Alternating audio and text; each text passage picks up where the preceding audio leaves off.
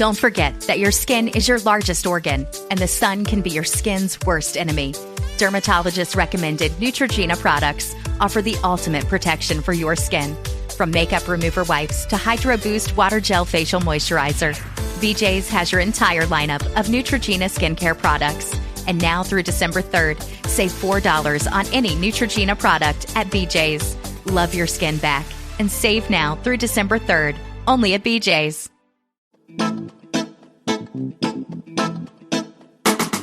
Hello and welcome to History for Weirdos. We're your hosts, Andrew and Stephanie. And each week, we're going to take you on a journey into the strange, obscure, and relentlessly entertaining corners of human history. Now listen up, friends, because it's about to get weird.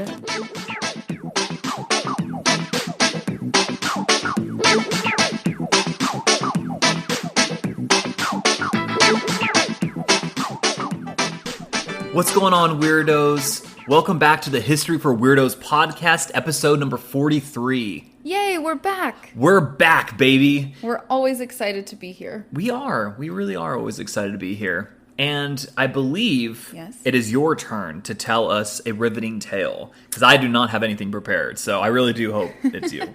Yes, I have a really interesting, dare I say, almost kind of spooky episode for us today. Spooky. It felt spooky to me researching it. Oh, wow. I think we're a few months early on the spooky season. Yeah, it's not spooky season yet, but I think everyone's going to really be intrigued with this tale. So without further ado, for today's episode, I will be diving into one of the U.S.'s most infamous unsolved murder mysteries. Oh, snap. It's the case of Lizzie Borden, who was charged with murdering her father and stepmother. Oh, okay. So, the Borden murders and then subsequent trial received widespread publicity throughout the U.S. at the time. These events have since been depicted in numerous films, theater, literary works, and even folk rhymes. For example... Oh, you... Yeah. Okay, I know where this is going, yes. Some of you may be familiar with this case just from the very haunting children's, I think it's a jump rope rhyme that they would sing. And it goes, I won't sing it because... Do it, sing it. No. Please, sing it. Do it. Okay. I'm so sorry, everyone. It goes, Lizzie Borden took an axe and gave her mother 40 whacks. When she'd seen what she had done, she gave her father 41. Ugh. Oh my God. That's so creepy. Why are your kids so weird? Imagine just a little group of schoolyard children singing that in unison. Okay, that's scarier than anything like Wes Craven could put out or anything like that. And it just happened organically. I know. Little kids can be so creepy. They really can. Yeah. They really can. Jeez. So while public opinion and pop culture seem to be convinced that Lizzie Borden committed these brutal murders, there's actually much more to this story than meets the eye. Oh, like the Transformers. Sorry, you said more than meets the eye, and I literally... Is that the Transformer slogan? Yeah, I think he says, Optimus Prime says at the very end of the first Transformers movie. Wow, when I was researching this episode, I really didn't think we'd be talking about Optimus Prime at all. Well, you're welcome. And Andrew, I would like for you to tell me at the end what you think. About Optimus Prime? About Optimus Prime. And whether or not he would think Lizzie Borden committed these murders. Okay, fair. So let's go into her backstory. Oh my God, this part's actually really funny. Hold on. Just this one tidbit. Her middle name. Her middle name, okay. Is your name. Andrew. Yes. So her name is Lizzie Andrew Borden. Yes. So her middle name is Andrew. Her middle name's Andrew. That's a terrible middle name for a girl. I know. Why? Why couldn't they do Andrea? There's literally a woman's or a female version of my name. Yeah. Why did they do Andrew? So... Oh my God. Poor woman, right? Yeah, it's like Boy Named Sue. Yes. So Lizzie Andrew Borden was born on July 19th in 1860 in Fall River, Massachusetts, to Sarah Anthony Borden. Like, what? Her mom also had a dude's middle name. Yeah, what? And her dad was Andrew Jackson Borden. Not Andrew Jackson. Andrew Jackson. Borden. Yeah. Andrew Jackson was long dead by this point. Yeah. But, so yeah, her middle name comes from her dad's first name, which, again, I do think Andrea, whatever, would have been better suited, but whatever. So her father struggled financially as a young man, even though it seems like, from what I could find, his family was well-connected, like, pretty wealthy. I don't know if he didn't inherit anything or what was going on there, but he struggled a lot and became a self-made man. He built his wealth originally in the manufacture of caskets. For, like, dead people? Yeah, the dead people ones. Okay. And then became a successful property developer, a director of several textile mills, and he owned commercial real estate. Oh, wow. And when he died, his estate was valued at $300,000, which is about $9 million today. Okay, so pretty solid. Yeah, pretty solid, especially self-made and living in a small town in Massachusetts, right? Right. And I think this time period would fall under America's Gilded Age. Yes. More or less, which I just started watching the show, Everyone, The Gilded Age. I'm sure you were all dying to know that. So far, I like it. Not as much as Downton Abbey, but I like it. Fair. So back to the story. Despite his wealth, Andrew was known for being cheap and not well liked by, like, anyone. No one liked Andrew. No one ever likes the Andrews.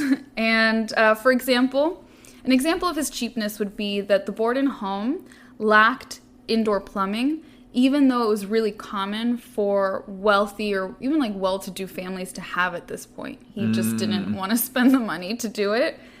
And then around the time of the murders, Lizzie is about 32, and she still lived at home.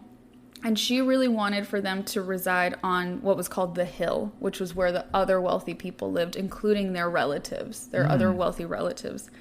And her father could definitely afford to move, but he didn't want to. And really, it's just very a sign of what was problematic at this time was their neighborhood was considered undesirable because that's where a lot of immigrants were settling. And at this point, and in this community, it was specifically different types of Catholic immigrants. So Irish immigrants, Spanish immigrants, Portuguese immigrants. It's like your family. Yeah, like my whole family. Yeah. But we weren't even here yet. We just got here. So who knows where we were. So that's why Lizzie didn't want to live there. She didn't want to live with the immigrants. She wanted to go live on the hill with all the fancy people. Oh, quad. So Lizzie Borden, and her older sister, Emma Lenora Borden, had a relatively religious upbringing, and they attended the Central Congregational Church. And as a young woman, Lizzie was very involved in church activities, and she was like the local Sunday school teacher.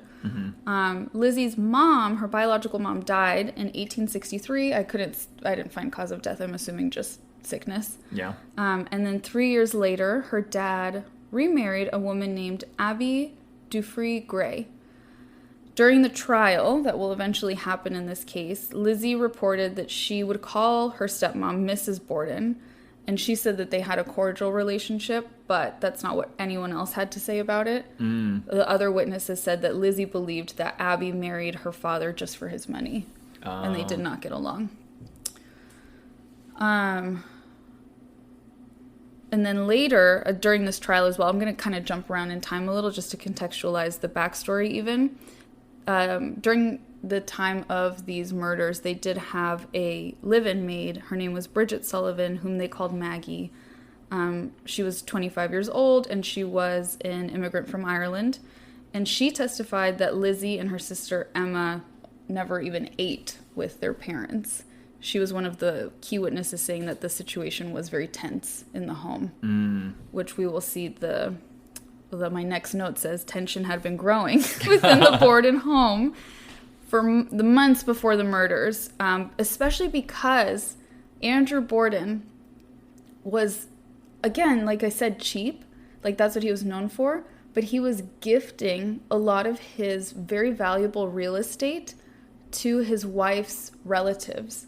That's so strange. He was just giving it to them, and his daughters were not happy with that, and they didn't understand, and it was just causing a lot of tension and talking about finances and like, why are you giving away these houses and we're still living in this house with like no plumbing? And wait, his current wife's family or his late wife's family? His current wife's family. Oh, okay. Yeah, not surprising. Yeah. And then even the night before the murders, it's interesting that you mentioned his late wife. His late wife's brother, John Morse, came to visit, and he came to discuss business with Andrew. And some, of the accounts say that whatever was happening, whatever the conversation was, again, was about property transfer situations. And he probably made tensions worse. This is nowhere to be found. I'm kind of like just surmising maybe Lizzie and her sister like wrote to their uncle and were like, hey, our dad keeps giving away stuff to his new wife's family. Like, can you come talk to him? So he came to visit and tried to talk some sense into him, and it got really, really tense. It's also important to note that for several days before these murders took place, the entire household was violently ill. Whoa. Apparently, like, family friends were like, oh, they probably ate something bad. Specifically, they were attributing it to a bad case of mutton, which is, I think, a Scottish dish. Yeah. But Abby, the new wife, she insisted prior to her death, she was telling her friends in the community, like, no, I think we were poisoned. It felt like we were poisoned. And she thought at the time, though, that it was someone who didn't like her husband, Andrew, because he was just so poorly liked in the community. It doesn't sound like he did anything terrible. He was just cranky and mean and so cheap. He's just really cheap and people hated him for that? Or maybe he was a miser? I think he kind of gives me like Scrooge vibes. Like, I think he was rude to people. He's like, you're poor. Yes. Money. Yeah, I'm pretty sure that's exactly what he said. Okay. So now we're going to get into the murders themselves. Ooh, here we go, baby. Here we go. So, way too excited. Gotta tone it down, babe. I know. Because, since this happened in the 19th century, like, is it no longer tragic? I think it still is, but I was not kind of as, joking. Oh, but not as, like, tragic, I guess, is something more modern. I don't know, but it's a sad situation. It's still sad. Yeah, it happened. Yeah, it happened. That's a fact, you guys. You can quote us on that. It happened. It happened. Quote. So the murders took place on August 4th, 1892. And everyone just kept noting that it was like an unusually hot day. It's Massachusetts, it's the summer, but I guess it was really hot that day. Yeah, so Lizzie at this point would be like 32 years old. Yes. Okay. So, like I said, Lizzie's uncle had visited the night before, and John Morse, he spent the night at the Borden home. The next morning, they had breakfast, and Andrew Borden, Abby Borden, his new wife, or not new, but like his second wife, Lizzie, and John, and the maid, Maggie, were all present and had breakfast together. Lizzie's sister was out of town visiting friends or something, and she was about 15 miles away. Okay. In another town. So John Morse, he reports he left the house. Also, hold on, let me interject here. Everyone gives really precise timestamps during this whole case for where they were, and I'm like, how do you know that? I don't even know what time it is right now. I know. I was literally telling one of my friends, I'm like, oh yeah, Stephanie's terrible with time. Like, that's so nice to hear. Thank you. Like timetables, like, you're terrible with them. I have no sense of time. Yeah. I also have ADHD and dyscalculia. I don't know if I think those two things do. I know ADHD really affects your perception of time. So I was just like shocked. Like, everyone's like down to the minute. Yeah. I was right here. For your life. Like, on the life of you couldn't remember. Like, no, right now, I'm not looking at a clock. It could be 4, it could be 5, it could be 6. I don't know what time it is. It's about 5:30. There we go. You're kind of close. So that would be me telling time in a trial. I'd be like, I don't know, it could be 4, it could be 5, it could be 6. I don't know. So, but this dude, John Morse, he says he left their house. And this is the late wife's brother. Yeah. Okay. At 8:48 a.m. to buy a pair of oxen and visit his niece, who was also living in this town of Fall River. And he said he was planning to return to the Borden home for lunch at noon, right? At luncheon. Then Andrew Borden left for his morning walk at like 9 a.m. Mm-hmm. So those two dudes are out right now. Okay. So right now in the house, just to put into context, it is Lizzie Borden, Maggie the maid, and Abby Borden, Lizzie's stepmom. So once John left, it would have typically been Lizzie's chore to go like straighten up his guest room for him, so that when he came back, like it's all nice and tidy. Yeah. But for some reason that no one was able to explain during this process, Abby, the mom, was the one who went upstairs to clean out the guest room and like make the bed and stuff. And so she did that sometime between 9 a.m. and 10:30 a.m. And then according to the forensic investigation, which like how great could it be? Yeah. Even if it's the late 1800s, it's still like how awesome was it probably. So according to the forensic investigation, Abby was facing her killer at the time of the attack, like face to face. That's what they gathered. She was first struck on the side of the head with a hatchet type of instrument, which cut her just above the ear, causing her to turn over and fall face down on the floor, creating contusions on both her nose and her forehead.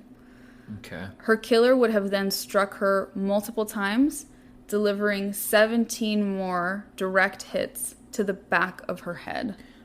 Oh, so this is personal. Yes, this is very impassioned. This is very angry, very violent. And so obviously, I also want to say that the children's nursery rhyme exaggerates a little bit because this was 40. It said 40 whacks. Yeah, but it's less than that. It's 17, 18 or so. So when Andrew returned from his walk at 10:30 a.m., his key wasn't working in the door, which was weird. So he was knocking, and then the maid Maggie came to unlock the door, and she was like, "That's weird," but the door was stuck. And she was like, "This is so weird."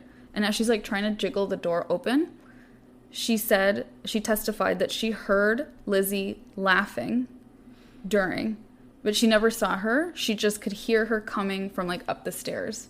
She just heard her laughing. So this is considered significant in the investigation as Abby was already dead by this time. And her body would have been visible to anyone on the home's second floor because she was found on the landing of the second floor. Oh. And Lizzie said, well, I wasn't upstairs, so I didn't see her. Lizzie stated that after her dad was let in, that they unjammed the door, let him in, and that she helped Andrew remove his boots and put on his slippers so he could take a nap on the sofa, which is what he typically did after his morning walk. What a life of leisure. I know, seriously. But this detail was contradicted by the crime scene photos, and you can look these up. They're obviously really poor quality, but you understand what's happening in the scene. And they do show Andrew is wearing his boots. He's not wearing slippers, like Lizzie said. Interesting. Weird. So Lizzie then told the maid, Maggie, she was like, hey, there's this like great department store sale. If you want to go, like while my dad naps, you can totally take a break right now. I'll cover for you. And she was like, I'm still not feeling well. She was still feeling sick from the sickness that they had all had. She's like, I'm just going to go take a nap myself, if you don't mind. So Maggie went into her room. Which was on the ground floor? I don't know where it was. I don't know. Could have been on a shed even. I don't know. She just went to go lay down somewhere, right? Maggie would testify that she was resting at about 11 a.m. and she heard Lizzie call from downstairs, it says. That was in my notes, actually. Over and over again, it said she heard her from downstairs. So she must have been upstairs. But that would contradict... Like the whole landing thing. She was on the landing, she would have seen her. Right. Thing. It's so confusing. Very confusing. Unless, I don't know, sometimes in those old-timey homes, now that I'm thinking about it, they have like servant stairs. Right. Oh, that's true. Like in that old house I used to live in. Yes. Yeah. By USC. Yeah. And that was built probably slightly after this. So. Yeah. So maybe she went up the servant stairs. Oh, maybe that's it. Because they didn't seem to suspect... Like, they didn't think that was weird. Maggie at all. No, they didn't think that was weird. She said she heard her call at 11 a.m. and she said, quote, "Maggie, come quick. Father's dead. Someone came and killed him." And then Lizzie wouldn't let Maggie come look at the body. She was like, no, stay back. Go get the doctor. The doctor wasn't home, who lived across the street. He was the family physician. And Maggie was like, I can get the Irish doctor, who's like down the street. And she's like, no, he's not good enough. We need the Protestant waspy doctor. So they went and got him. And he came, and Andrew was slumped on the couch in the downstairs sitting room, and he was struck 10 or 11 times, again with a hatchet-like weapon. His wounds were still bleeding, even when the doctor arrived, which suggests the attack was very recent. The doctor's name was Dr. Borden. Again, he was the family physician, and of course he pronounced both victims dead, which I was like, yeah. Their faces are hatcheted in. Detectives estimated that Andrew's death would have occurred at approximately 11 a.m. So, like, right after he, But that's, like, the exact time that Maggie says Lizzie called her to come downstairs. So I think that's weird. Yeah. Like, that would have meant, like, the murder happened, like, maybe a minute or two before. Mm-hmm. Interesting. Very interesting. So what people in town knew, of course, this spread really quickly, 2 brutal murders, and this is what everyone in town knew, was that the assassin got the victims in their home. It was broad daylight, right? It's 11 a.m. They lived on a busy street full of working class people coming in and out, doing their stuff, and it was just 1 block from the city's, like, business district, so, like, the main part of town. There was no evident motive, no robbery, no other signs of assault, like sexual assault or anything like that. And no one heard anything. No one heard yelling. And no one saw anyone enter or leave the property. So but if it was so busy, like, you could easily miss that. Possibly. That's a good point. Yeah. So, first, Lizzie is not on the suspect list at all. Likely because she's like some rich girl who's like the Sunday school teacher, lives at home with her parents, kind of like good girl thing. Right. And then even like later when she is suspected, the people like quote unquote of her class like refuse to believe that someone of their ilk. Their ilk could do something like that. It's also important to note, like I mentioned, the community had been changing a lot. There was a lot of Catholic countryed immigrants coming in, and the police force was representative of that. There were a lot more Irish-born police officers. And in some of the articles that I read, specifically in the one that I read by the Smithsonian, they really emphasized that the police officers did a really bad job of questioning Lizzie at first and inspecting her. They didn't take note of, like, her room or if she had any markings of blood on her or anything like that. And they suspect it's because she's, again, this, like, upper-class rich girl. Right. And they're, like, working-class immigrant cops, and they just were kind of trying to play nice. Yeah. But what they did note, what all the police officers at the scene noted, was that she did not cry. And they all thought that was weird. Granted, everyone is different in that type of situation. It would be normal for her to be in shock after seeing that. That's what I was thinking initially, unless she didn't do it. Unless she did, and she's just not sad about it. I don't know. She's like, whatever. Eventually, she is interrogated, and her answers are different every time someone talks to her. Oof, that's not a good sign. Yeah. She just keeps changing her story about, like, what she heard, what she didn't hear. Like, at one point, she's like, oh, yeah, I heard, like, a groan, and so I came into the room. And then at a point, she's like, no, I didn't hear anything. I just walked into the room. And they were like, okay, which is it? And then one of the officers on the case discovered that Lizzie had tried to purchase prussic acid, which is like a type of cyanide, the day before at the local pharmacy. And I think the pharmacist was like, no. Like, absolutely. Why? Also, why would a pharmacy even have cyanide just casually? I it's the late 1800s. Like, illicit substances that, like everyone was on cannabis, cocaine. I don't cocaine, know. like totally okay. But cyanide is like, well, I mean, Apparently, it has other purposes, this type of acid. Oh, okay. So I don't know. Yeah. I think I'll mention it later. Yeah. Pharmacologists, let us know. So the family doctor absolutely believes Lizzie's innocence throughout this whole thing. And he testified that after the murders, he gave her a double dose of morphine to help her calm down. Man, the 19th century was wild. Wild times. And he was like, that's why her accounts would be different, or why she would be confused or not crying. I gave her a bunch of morphine. That would make sense, but except for the initial, when she was like, the worst part of it, would, like when she first found the body, like it's not like she had morphine then. You're right.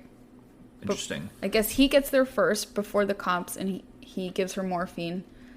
Oh, okay. And then the cops come and they talk to her, and they're like, yo, she's not crying. She's giving us weird answers. Oh, okay. So that was his reasoning.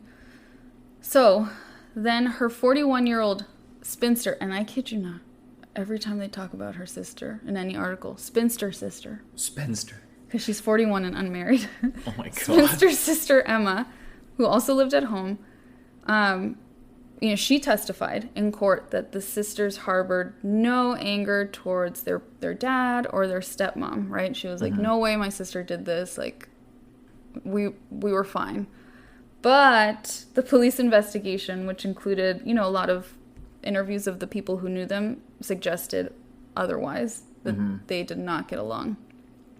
So at this point, what everyone knows is that Lizzie and Maggie the maid were the only ones in the home during the time of the murders, and no one else was seen entering or leaving the home. They also know that Maggie the maid was outside washing windows when Abby was murdered on the second floor near the guest room. So Abby's washing windows, and Abby was upset because she wasn't feeling well, right? She was like, and it was really hot, and she's like, Lizzie, I don't feel well. I'm still like nauseous and stuff. I don't want to go outside and wash the windows. And she was like, well, you have to do that anyway. Shit. So that's weird, right? Right. And then while Andrew Borden was bludgeoned in the first floor sitting room, shortly after his return, the servant is resting in her room in the attic area. So again, what you and I are thinking, maybe she had a different entrance to upstairs. So she was complete. So this is what we know about Lizzie, is that Maggie is completely unable to account for her movements because she's either washing windows. She talks to Lizzie for a minute about that like department store sale, and then she goes and lays down. So she's like, I don't know where she was during this time. Right. So the judge, the district attorney, and the police marshal determined, in quote, Lizzie was probably guilty. The legal system in this town really was like, oh wow, like it's obviously her. Like no one else could have done this.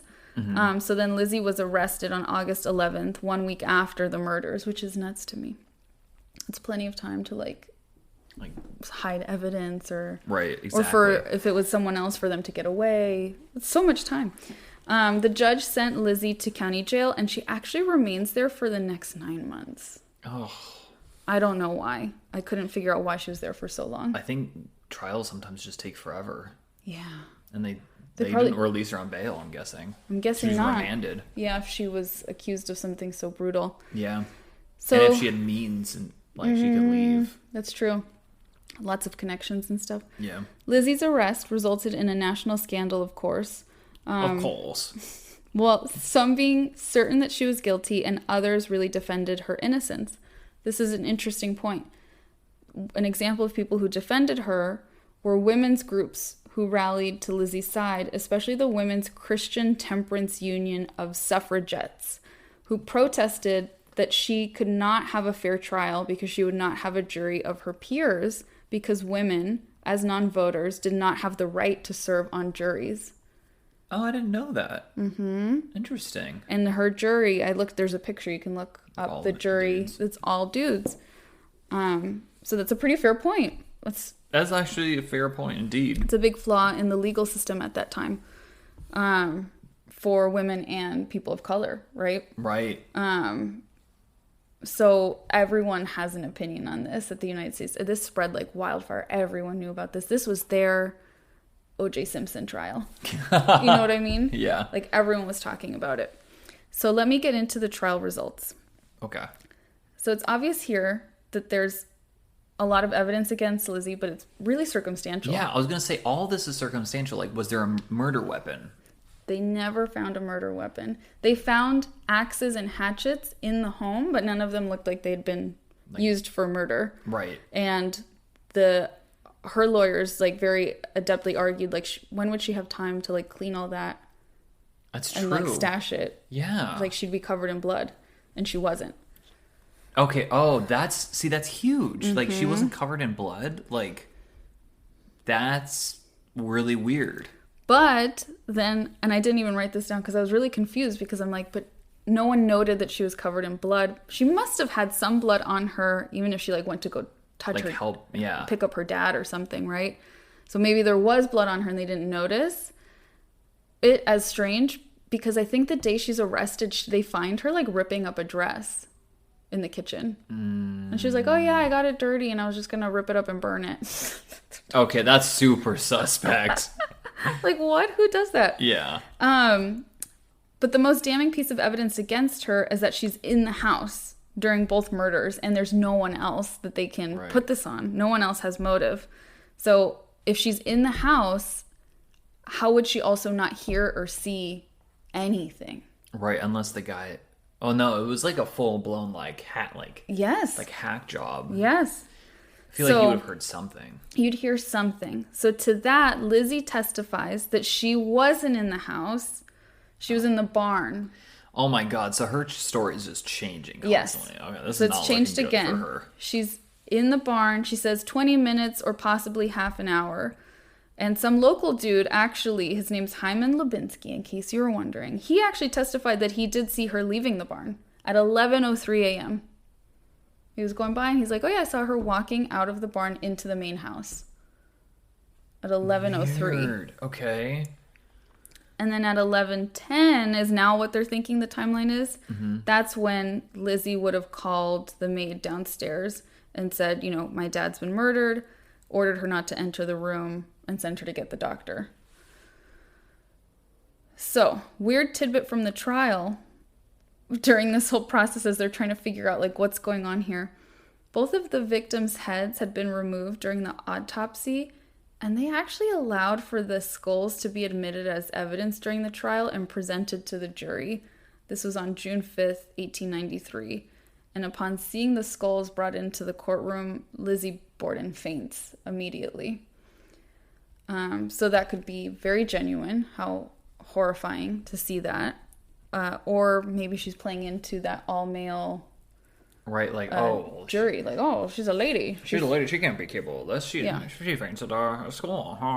Yeah, she is a woman, which is something that would be in her favor of being... Unless she's viewed as a witch. Unless she's viewed as a witch, which no one's viewing her as a witch so far. She is very... for that, I think, too. Yeah, she's very wealthy.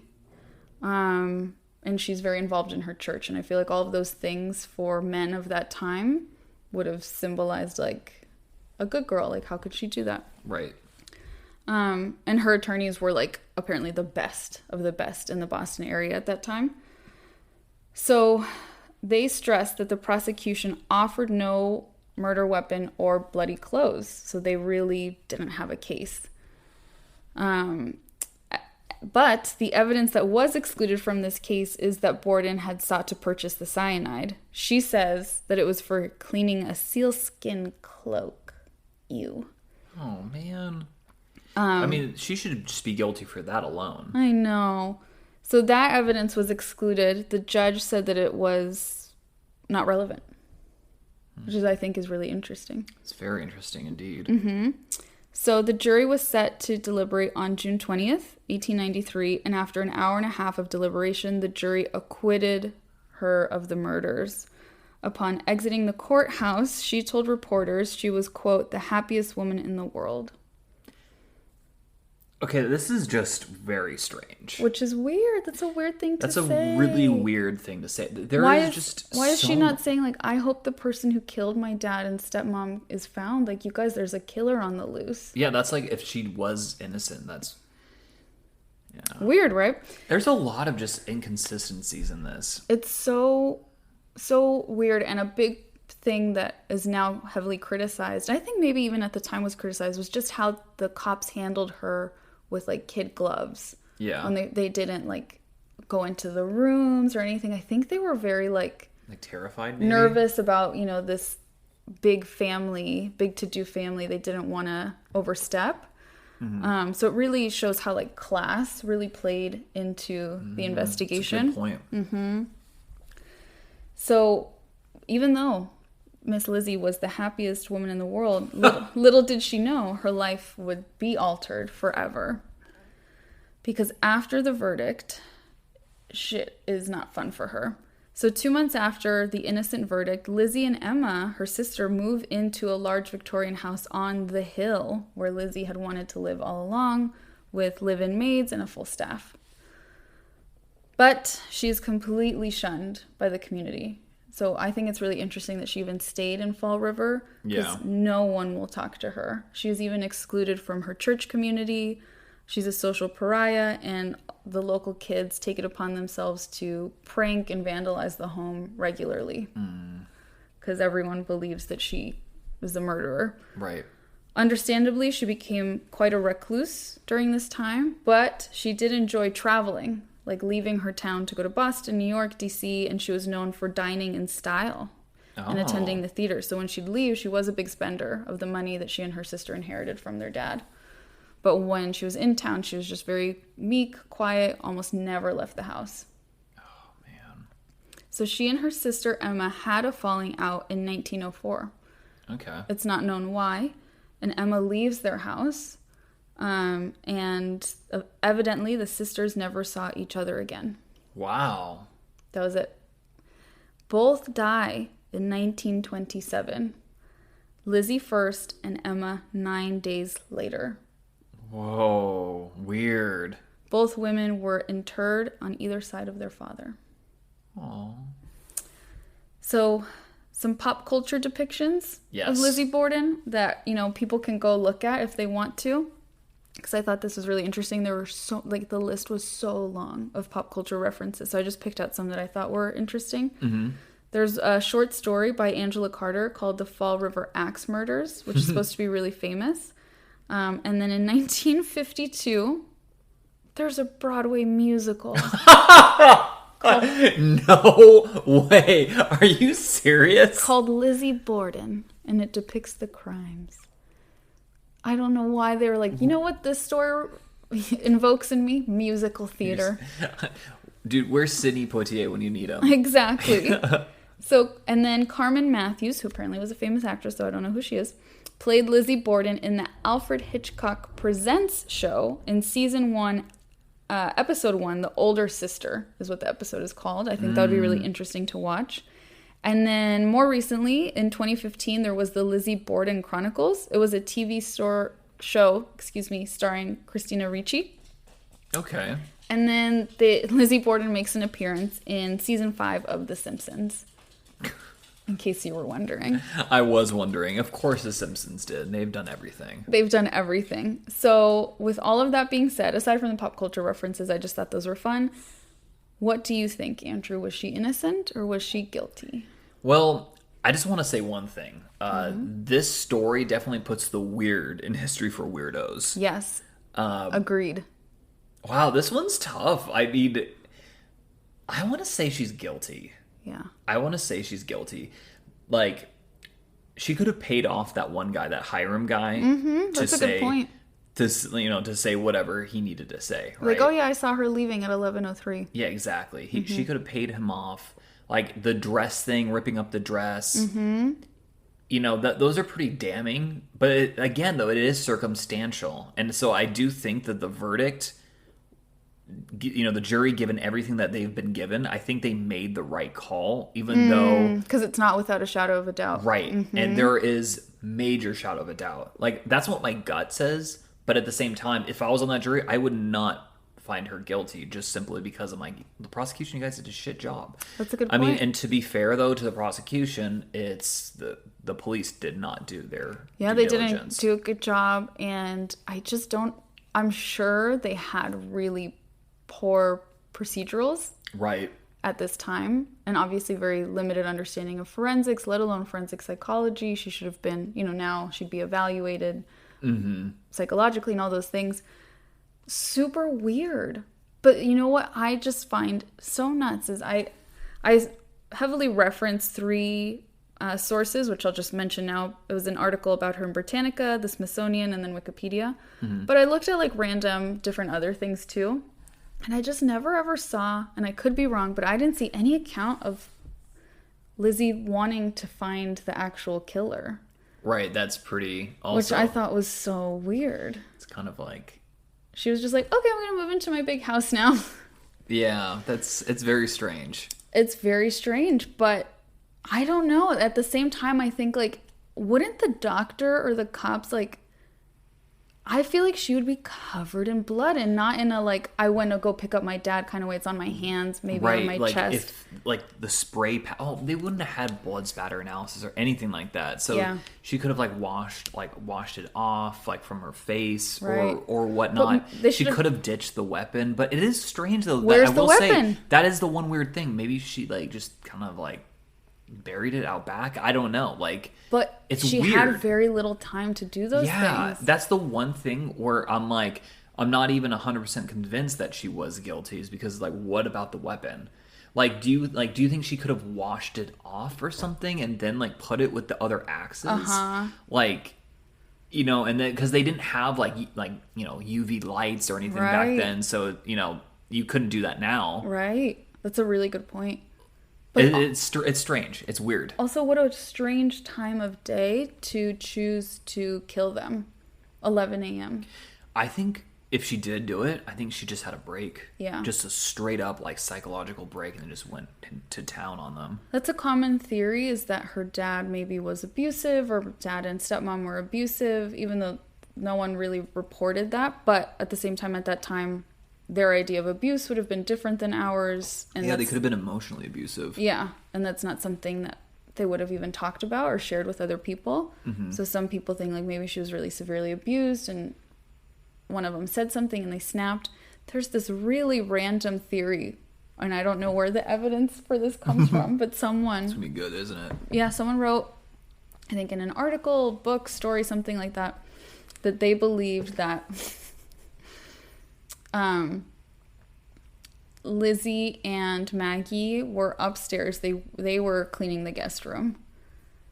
And then they were kissing or something, like in a tryst. Oh. And Abby, the stepmom, sees and reacts really poorly. And Lizzie's like, Maggie, like, go outside and clean the windows or something.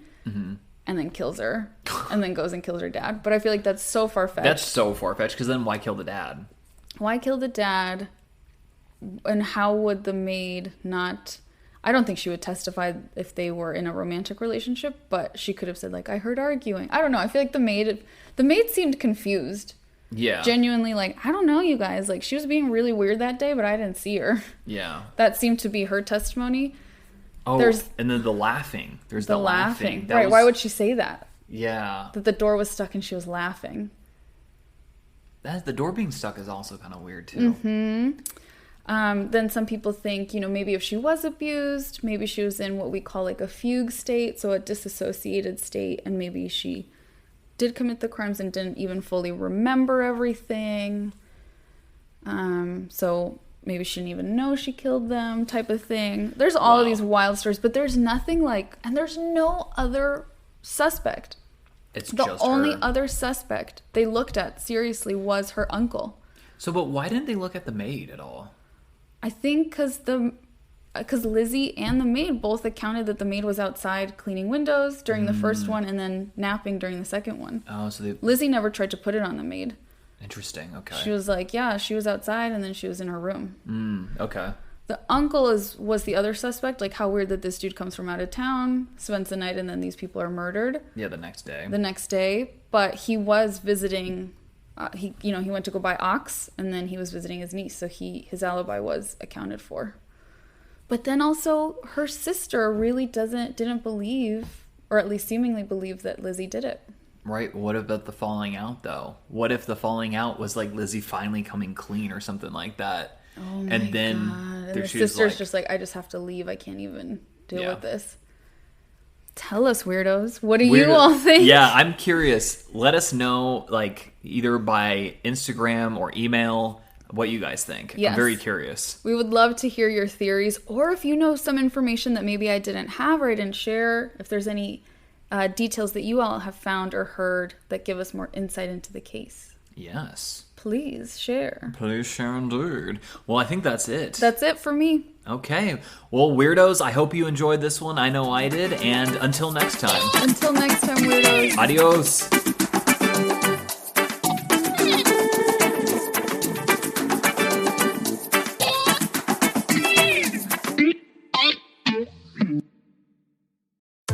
Don't forget that your skin is your largest organ, and the sun can be your skin's worst enemy.